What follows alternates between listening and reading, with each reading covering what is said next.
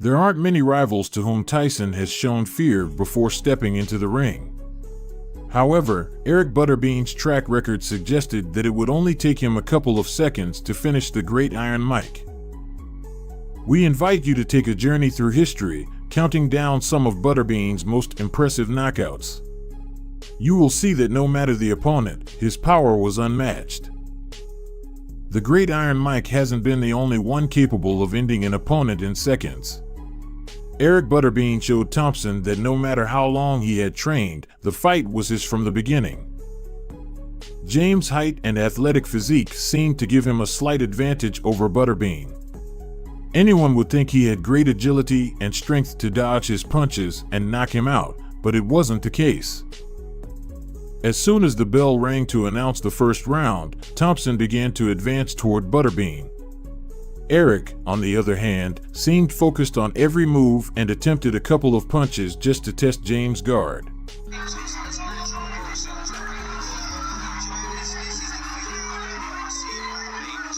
After a few seconds, Butterbean turned into a beast and kept advancing toward Thompson. The sudden retreat, without any plan, combined with Eric's punches, sent him to the floor, reaching the ropes. But Butterbean wasn't satisfied. He went after him and pretended to continue hitting him until the referee put an end to the fight. It was more than evident that Eric had won the match. On April 8, 2007, Butterbean entered the cage once again to face Zulu Zenho. Physically, they had the same body type. However, Zulu Zenho had the advantage in height. It seemed like Butterbean was in trouble, but his gaze remained as cold as in any of his previous fights. Better not even try.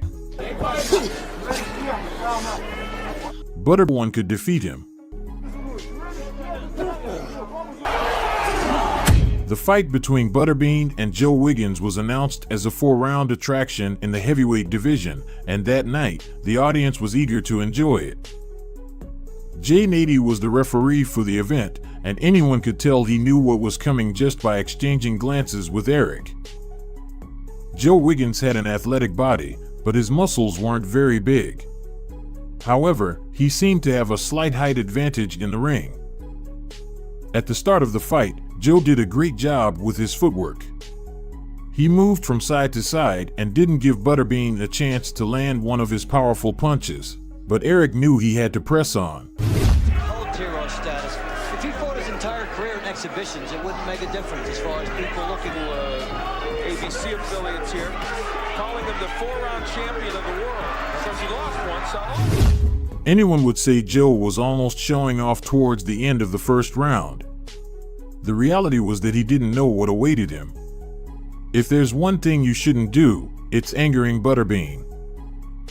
In the second round, Joe finally experienced the power of Eric's punch combination after finding himself against the ropes and unable to escape. Joe Wiggins in the white trunks weighs in about 199. From that moment on, he didn't look as confident. Even his good foot coordination started to falter. While trying to dodge a punch, he stumbled and ended up on his knees. for a while if he can slow down Wiggins and then get the fight where he wants. The referee allowed him to get up, but he didn't realize that slight mistake had already cost him the fight. Butterbean noticed his opponent's nerves, and he went after him like a beast. Joe was cornered, and Butterbean kept landing a series of good punches on him. At this point, Wiggins was only trying to cover his head. He couldn't counterattack, and he had nowhere to run. Butterbean was committing a massacre. For a moment, Wiggins pushed him and tried to get out of the corner, but Eric's punches sent him back almost instantly.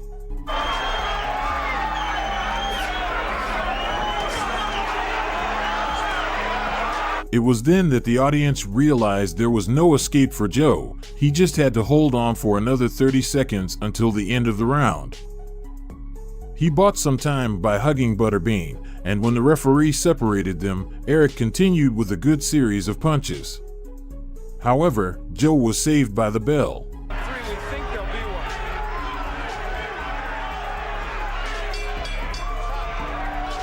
The third round began, and Joe tried to adopt a more aggressive attitude. In fact, he landed a series of punches on Butterbean's face that left the audience astonished. But Eric didn't step back a single inch. And that doesn't even include the heavy punches Butterbean landed in the second, even though he got caught here. Nice right hand. Butterbean mugs it, Wiggins, but in the... Joe continued to use his agility to escape Butterbean's punches, but this only led him back to that terrible corner where he almost lost in the previous round.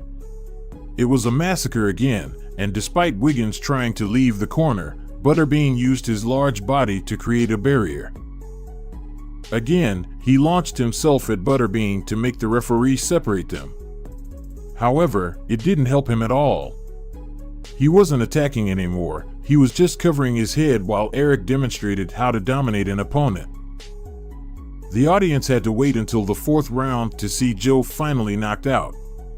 Butterbean landed the hook that had been anticipated for the past 2 rounds, and Joe seemed to be carried away by the wind.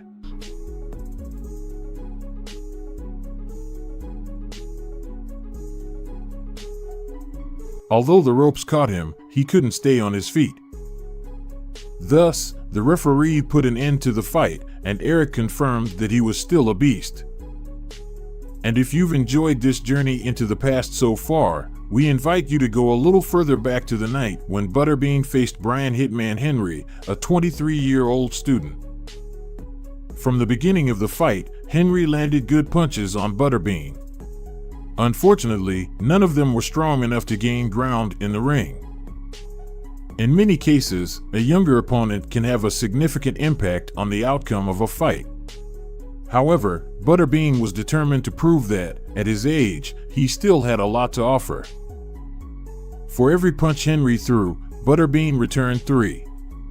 It's fair to say that Brian only survived the first round because the bell rang in his favor. At the start of the second round, Henry tried his luck with a good combination of punches. But Butterbean's guard was better. It was only a matter of time before Eric showed him how to deliver a knockout, although he wouldn't be conscious to see it. Brian fell to the canvas like a doll that had lost its animation. It seemed like Andy had entered the room, and by the count of 10, the victory belonged to Butterbean once again. All you could hear was what a punch, and the audience going wild. Guys are hitting hard. Oh my goodness, cheer 'em on! Fight on, fight on, fight on! Oh! And we couldn't close the countdown without mentioning the 4-round event between Butterbean and Talon, which actually only went to 3 rounds. From the first bell, it was a very spirited fight. But some say it was because Eric liked to play with his prey before knocking them out. Butterbean, a little hand movement, getting into it a little bit.